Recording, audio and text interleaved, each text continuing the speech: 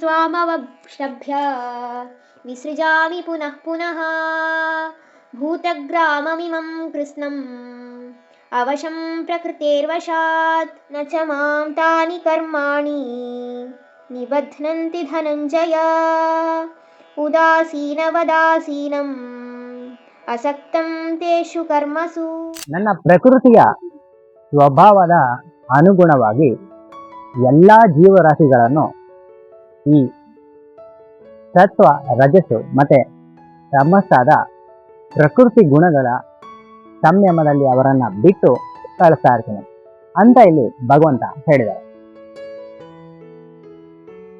ಧನಂಜಯ, ಇವೆಲ್ಲ ಕೆಲಸ ಮಾಡಬೇಕಾದ್ರೆ ಇದು ಯಾವುದರಿಂದಲೂ ನನಗೆ ಕರ್ಮದಲ್ಲಾಗಲಿ ಅಥವಾ ಯಾವುದೇ ರೀತಿಯಾದ ಬಂಧನದಲ್ಲಿರಲಿ ಸಿಲುಕ್ಸೋದಕ್ಕೆ ಆಗಲ್ಲ. ಯಾಕಂದರೆ ಇದು ಯಾವುದರಲ್ಲೂ ನನಗೆ ಸಂಬಂಧ ಇಲ್ಲ ಅನ್ನುವುದರಲ್ಲಿ ಯಾವುದೇ ಸಂಶಯ ಇಟ್ಕೋಬೇಡ. ಇದರಿಂದನೇ ನಾನು ಈ ಕೆಲಸಗಳನ್ನು ಮಾಡಬೇಕಾದ್ರೆ ಯಾವುದೇ ಅಡೆತಡೆ ಇಲ್ಲದೆ ಅನಾಯಾಸವಾಗಿ ಆರಾಮಾಗಿ ಕುಳಿತು ಇದನ್ನು ಮಾತಾಡ್ತೀನಿ ಅಂತ ಇಲ್ಲಿ ಭಗವಂತ ಹೇಳಿದ್ದಾರೆ.